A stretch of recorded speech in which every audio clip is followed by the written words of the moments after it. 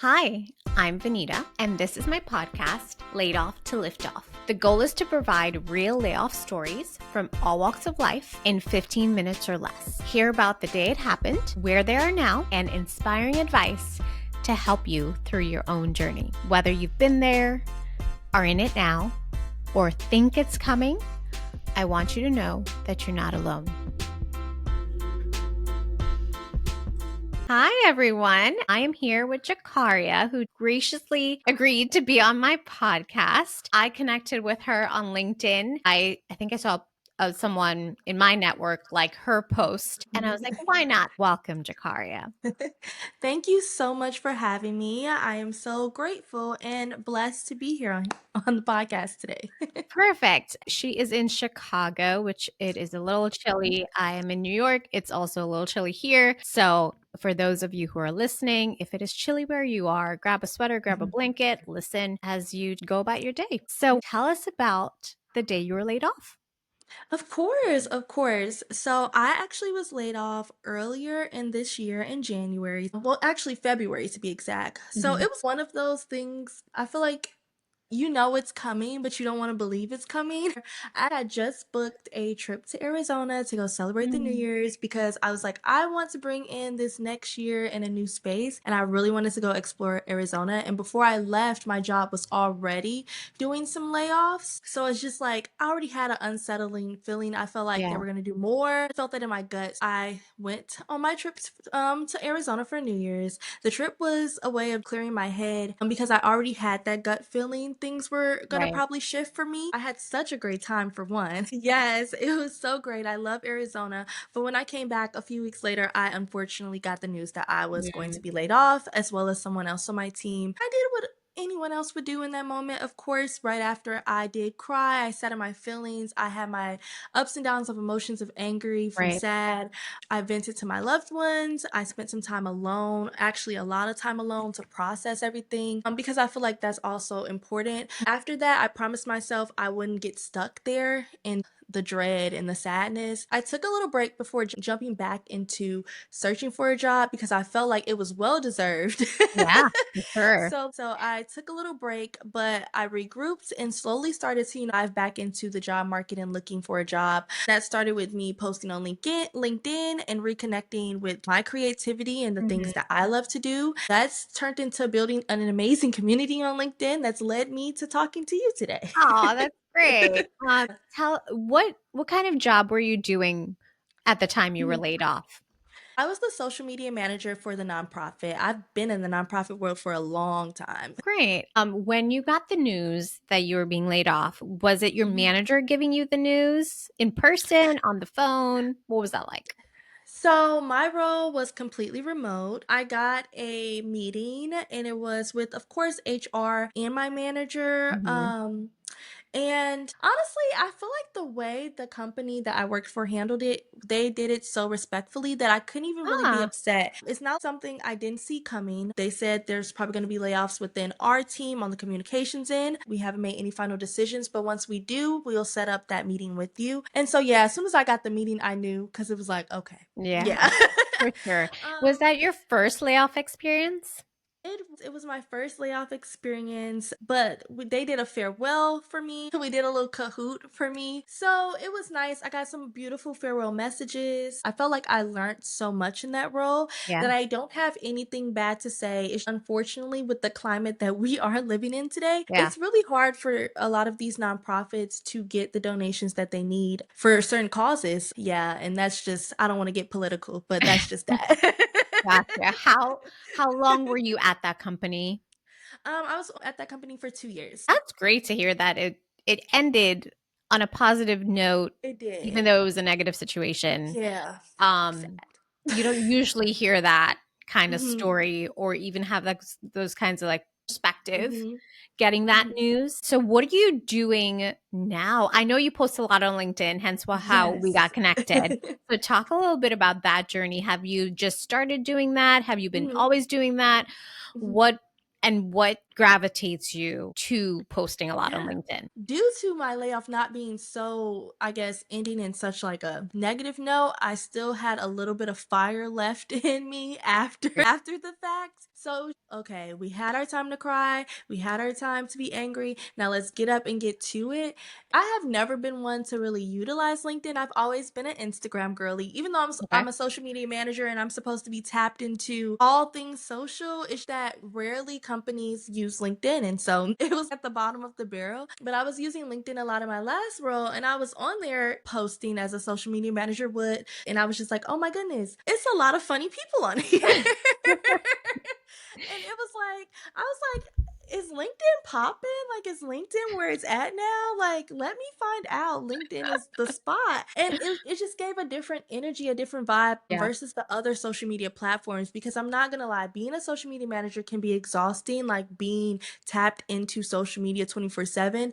Because you're going to get thrown with negative news, like Yes. constantly. Like, so to get on LinkedIn, it was honestly a breath of fresh air. People are on that platform motivating one another. They're probably in the same circumstances as you. Yeah. A lot of people are trying to find an outlet, an escape from the everyday struggles that they're facing. So the more I got on there, the more I fell in love with it. It was a way for me to stay creative in the job search and connect with people who relate to me. Honestly, I feel like I've grown into my own lane. I post a lot of memes on my page.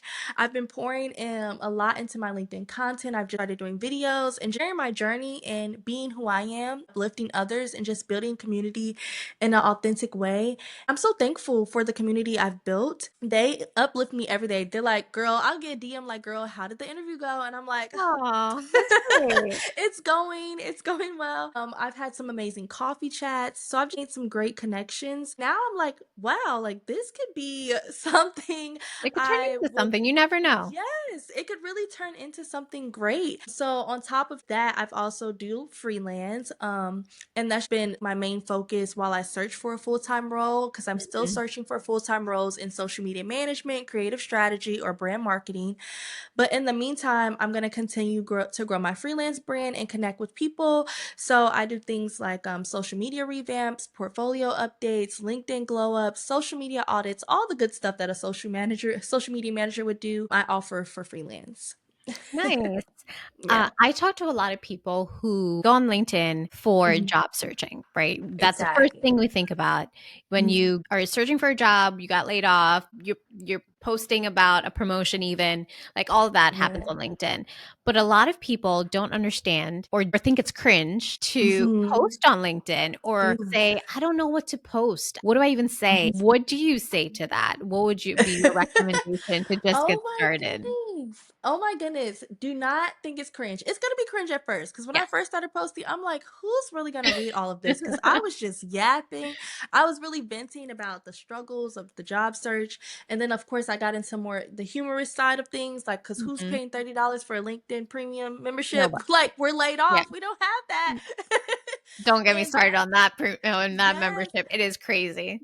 it's crazy. And I made a post about that, just like joking around with the meme, and it went viral. It's like 5,000 shares. And then someone from LinkedIn Wow. reached out, and now I have 6 months premium for free. Look at So, you go. exactly. So, this is me saying post it. Even if you think it's silly, even if you think it's cringe, you never know how you can relate to someone because it's so many people in the same boat as you. I am not the only person that does not have $30 for LinkedIn Premium. Okay. I reached my audience that way. And it's just like, you just have to go for it. Be yourself. LinkedIn is not as professional as people think it is. A lot of people are on there venting. I've even seen people on there looking for advice and help because this job Mhm. market is so hard. So it's a lot of people that are simply on there just asking for help as well. I think it's so important to utilize the platforms we have. I think LinkedIn is such a hidden gem. It's the only platform where you can really connect with people in your field and other creatives, Yes. and you have the opportunity. You can send them a DM personally and say, hey, do you mentor? Do you have any roles open?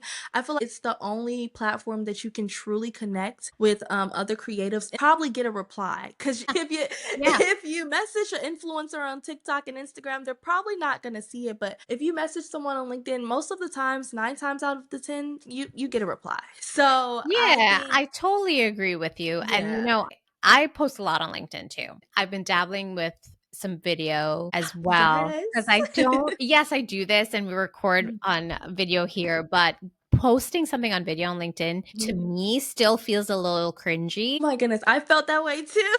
I just don't like the formatting of the I video on LinkedIn don't. at the moment. Something about it seems off. It's very different than Instagram. When you write a caption, it just gets lost sometimes. Yes, in the bottom. Yes. Yes. So it's like it'll show up. You can see it as a post, but then Yeah. like LinkedIn has It's that weird. weird video section Yes. that's not really a video section. Exactly. So I still try to do it, and I'm Mhm. committed to doing more video. It's a little cringy at the moment for me. Yeah. Once you get past that, you'll be good to go. Exactly. So, what advice would you have for people in similar Yeah. situations as you or Oh experiencing a layoff? man.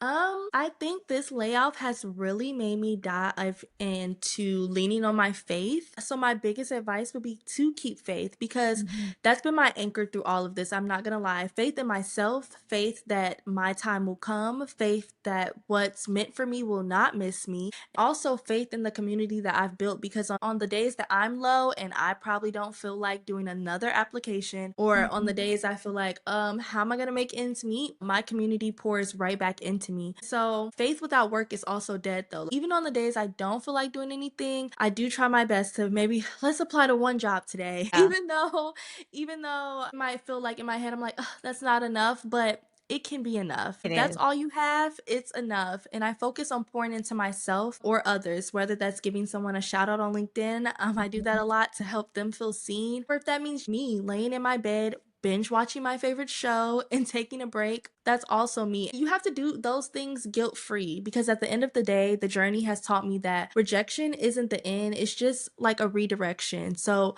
what's meant for you will always find you. And so that's something I always stick to. Then I also remind myself that God would not put me through anything that I cannot handle. I can get through this, and I've been through harder things. And so that's what I always remind others. You dropped a lot of gems there.